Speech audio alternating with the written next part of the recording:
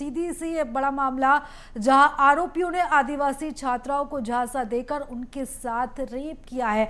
आरोपियों ने स्कॉलरशिप का झांसा दिया और झांसे में लेकर 7 अलग अलग छात्राओं से रेप की वारदात को अंजाम दिया। मंझौली के थाना क्षेत्र का यह मामला है। पुलिस ने इस मामले में 4 आरोपियों को गिरफ्तार भी किया है। तो एक बड़ा मामला है ये सीधी का, जहां पर आदिवासी छात्राओं के साथ रेप किया गया है और इस पूरे मामले में जो है अब जांच की जाएगी। तो ये थाना का मामला है, मंझौली थाना क्षेत्र से जुड़ा हुआ ये मामला है, जहां पर अब आरोपियों के खिलाफ एक्शन लिया जाएगा।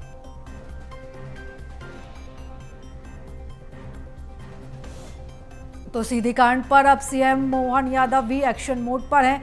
सीएम मोहन यादव के निर्देश पर एसआईटी का गठन किया गया है और मामले में 9 सदस्यीय टीम अब इस मामले की जांच करेगी।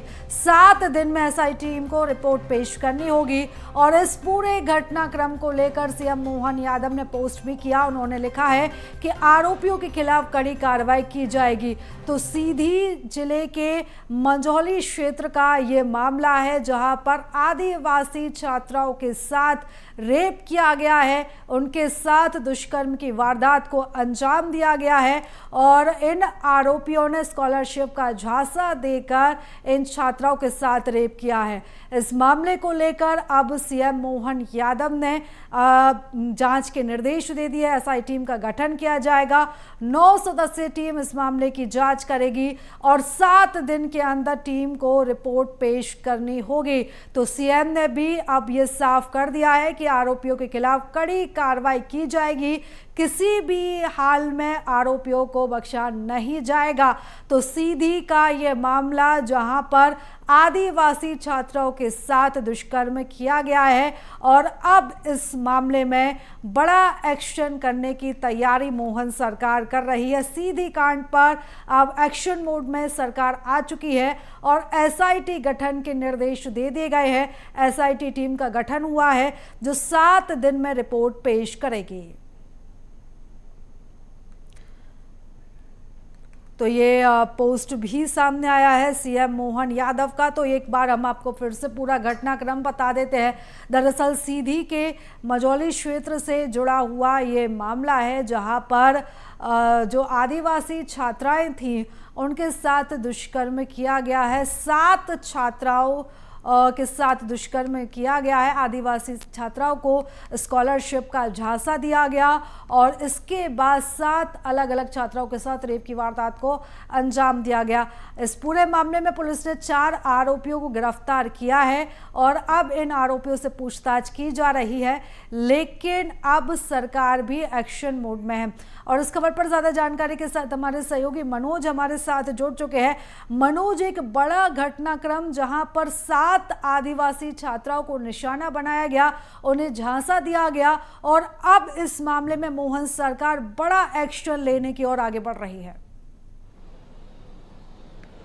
प्रीता, बिल्कुल, क्योंकि सीधी के इस घटना के बाद कांग्रेस जो है लगातार सरकार को घेर रही थी और सरकार पर ये आरोप लगा रही थी, खास तौर से कानून और सुरक्षा व्यवस्था को लेके, आदिवासी वर्ग को लेके।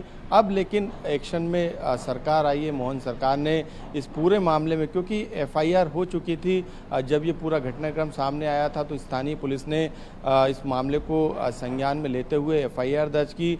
जो इस पूरे मामले में आरोपी थे उनको भी गिरफ्तार करने का काम किया। इसके अलावा लापरवाही से लेके हर एक बिंदु पर जांच की जा रही, लेकिन क्योंकि सियासत का केंद्र बिंदु अब सीधी बन चुका है, लगातार इस मामले पर सियासत की जा रही है, चाहे नेता प्रतिपक्ष हो या फिर कांग्रेस के बड़े नेता, उनके जरिए सरकार को घेरने की लगातार कोशिश की जा रही है। और अब यही कारण है कि अब मोहन सरकार एक्शन में आई है। खुद मुख्यमंत्री डॉक्टर मोहन यादव ने इस पूरे मामले को गंभीरता से लिया है और तत्काल इस पूरी कार्रवाई के बावजूद भी उन्होंने एक एसआईटी को गठित कराया है। उनके निर्देश पर 9 सदस्यीय एसआईटी का गठन हुआ है और ये एसआईटी 7 दिन में अपनी रिपोर्ट जो है सीएम सचिवालय भेजेगी और उसके बाद इस मामले में किन किन बिंदुओं पर काम किया जाएगा, आगे किस तरीके की कार्रवाई होने वाली, किस तरीके का एक्शन होगा, ये तय इस 7 दिन की रिपोर्ट में किया जाएगा। उसके बाद खुद मुख्यमंत्री डॉक्टर मोहन यादव इस पर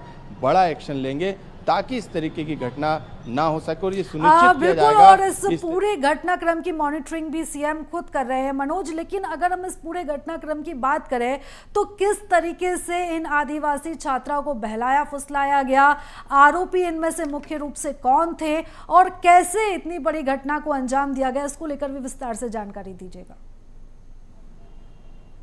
जी बिल्कुल, क्योंकि जो पुलिस के पास अभी तक जानकारी आई है जिसके आधार पर जो पीड़ित लड़कियां हैं उनके सबसे पहले बयान लिए गए।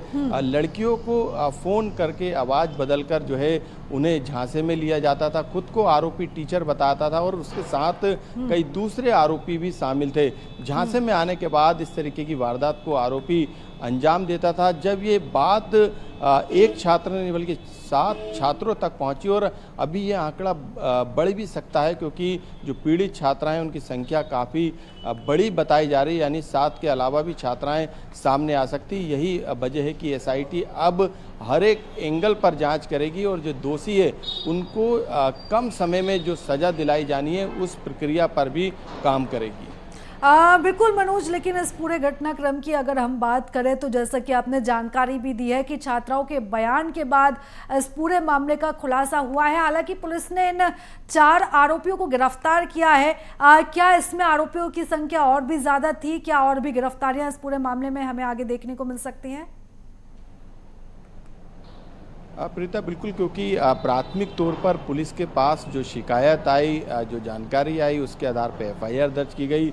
जो पीड़ित छात्रा थी उनके बयान भी दर्ज किए गए। जो वहाँ का जो प्रबंधन था उसमें जो लोग शामिल थे उनके भी बयान लेने का काम किया। जो आरोपी थे उनको भी गिरफ्तार कर लिया गया है, लेकिन अभी जो आरोपी है उसकी संख्या को लेके कहना जल्दबाजी होगा क्योंकि पुलिस की जांच में ये बिंदु शामिल है। ऐसे में पुलिस लगातार उन संदिग्ध आरोपियों से भी पूछताछ कर रही है जिनके नाम इस पूरे घटनाक्रम में सामने आ रहे हैं। तो पुलिस की जांच लगातार जारी है, लेकिन सियासत जब इस पूरे मामले पर होने लगी तो एसआईटी का गठन भी जो है किया गया। हालांकि इस पूरे मामले को जो है लगातार पुलिस अपने सुपरविजन में रखी थी। खास तौर से जो पुलिस के बड़े अधिकारी थे वो लगातार इस पूरे मामले की मॉनिटरिंग कर रहे थे और ये देख रहे थे कि ये मामले में जो आरोपी है उनकी संख्या क्या बढ़ेगी।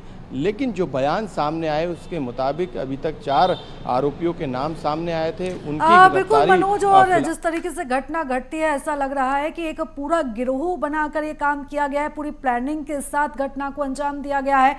बने रहिएगा मनोज, आगे भी हम आपके साथ चर्चा करेंगे। तो बता दें कि अब इस पूरे मामले में सरकार भी अब एक्शन मोड पर आ चुकी है। एसआईटी टीम का गठन किया गया है और अब जांच इस मामले पर की जा रही है।